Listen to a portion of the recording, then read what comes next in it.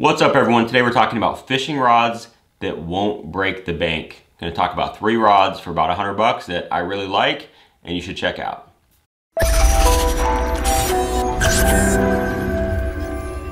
Thanks everyone for watching. Please like and subscribe if you like this content. I do new videos Monday, Tuesday, and Wednesday about new gear, trends in the industry, reviews, things like that. It's all about bass fishing. And today we're talking about fishing rods. Now the whole idea about this video came because I'm writing an article today. I'm submitting it, but I need to get some pictures of the rods that I included. And it's a bass fishing rod buyer's guide. And I included a lot of different price points.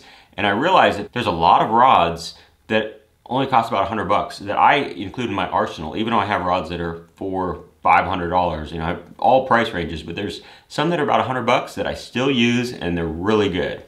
Now that's one thing about fishing in general, you know, all the reels, all the rods have become a lot better than they were 10 years ago or 20 years ago, for sure. Like even a $80 rod is better than something that, you know, would have cost 250 bucks in the 90s. It's crazy how much technology has changed and improved these rods. So I'll show you 3 different rods that are from 3 different manufacturers that are really, really good.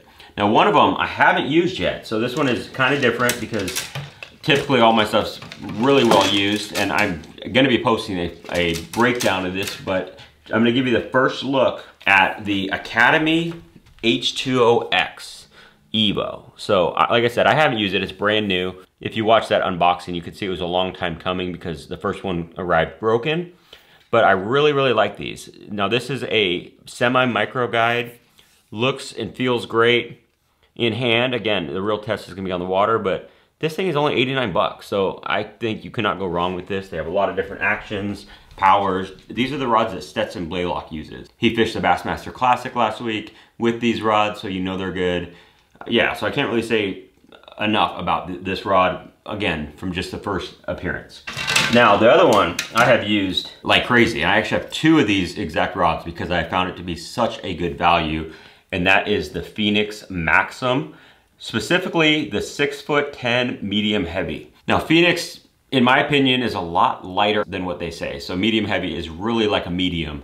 And I use this for, like you can see there, a jerkbait. It's awesome for a jerkbait. I liked it so much that I got another one because I wanted to have 2 jerkbait setups. It's also really good for smaller topwaters, you know, things like a 100 size Sammy, a popper, a gunfish, you know, those kind, not the jumbo spook style, like super spook, but I'd say 4-inch and less baits. It is killer for topwater and for a jerkbait like this. So that is the Maxim. It's 120 bucks. It's got, you know, kind of cool styling. It looks like the old Evergreen combat stick with the camo on it, you know, very JDM looking.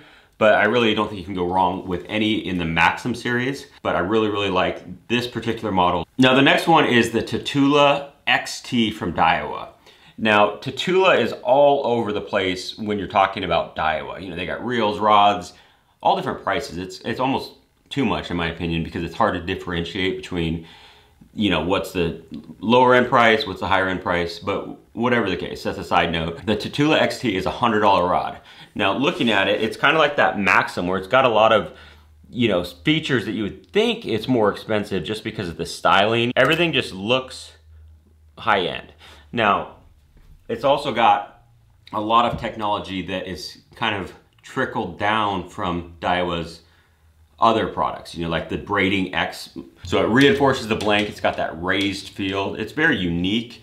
It's very Daiwa, and the Tatula XT is again about 100 bucks. So really a solid rod for the price. Now this particular rod is a 7.3 medium heavy. Now primarily I use this one for lighter reaction baits. I think it's a little bit too light to throw, you know, a jig or something like that where you need a good backbone, but it's light enough that it will handle small crankbaits. It's good for smaller vibrating jigs, you know, like the Mini Max.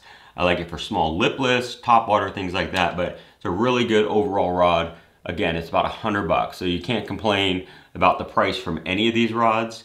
There's a lot of options, and there's even some that I haven't mentioned, but these 3 are the ones I included in my article because they're well built, all between 90 and 120 bucks. So really for that price, you're getting a good rod that's gonna last, that can do a lot of things, that has the technology from those companies' higher end stuff, or in the case of the Academy, that's their highest end rod, but all these rods look and feel great and perform and are great whether you're just starting bass fishing or you're just looking to get a few extra setups. These are really good rods that will do the job for you.